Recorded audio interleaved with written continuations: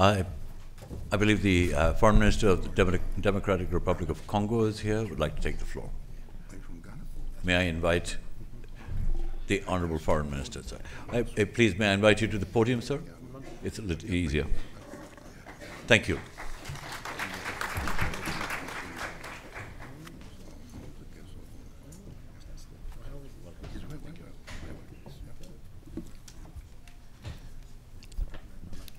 Your Excellencies, ladies and gentlemen, thank you for giving me the floor, sir. Just a few words. First, a word on my country, the DRC, which over the last 15 years has gone from despair to hope. A country whose success story is rarely told, and thus whose narrative has to change. DRC has always been known as a land of great potential and many investment opportunities. What is not known, let alone said enough, is that as we speak, these potentials and opportunities are being translated into actual realities. To name just a few achievements, basic infrastructure is in constant rehabilitation and modernization, and that is nationwide.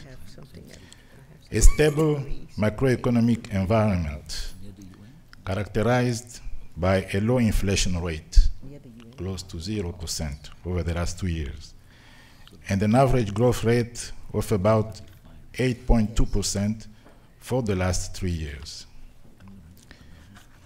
I would like also, in addition to that, to name an abundant skilled and cheap labor, an increasingly attractive and competitive business environment, a more appropriate and reassuring political environment and consolidating democracy, and a large market in the heart of Africa.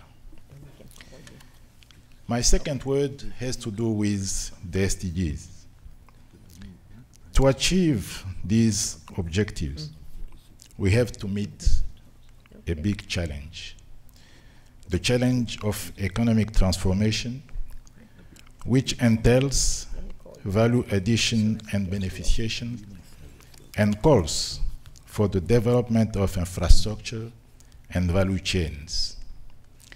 In that regard, I would like to call the attention of the people gathering here on two sectors which can help make a difference on our continent.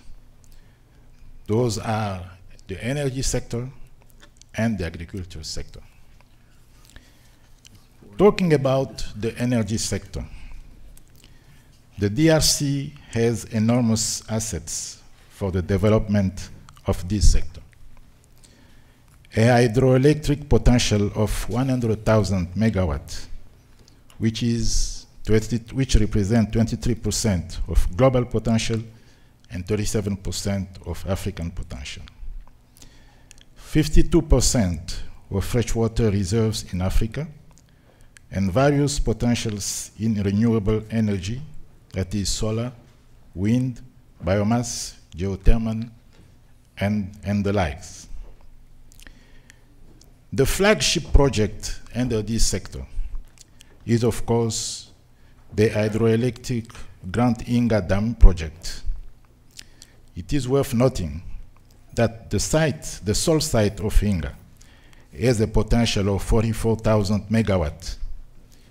Fully developed, it could power most of the Africa continent, thus creating endless opportunities for industrialization and the betterment of the livelihood of African populations. The second sector is agriculture, and I would even say agro-industry. DRC has enormous assets for the development of the agriculture sector.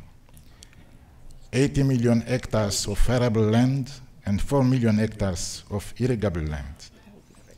A fishing potential of 700,000 tons of fish per year and vast areas of pasture for raising of more than 40 million heads of cattle. To develop this potential, the policy of the government is to promote the development of 22 agro-industrial parks, including Bukangalonzo, which is already operational. We welcome investors to help DRC develop these agro-industrial parks, which can contribute a lot to the food security, not only in the DRC, but in Africa. I thank you. Doing business in Africa, you can't afford to be without Africa Investor.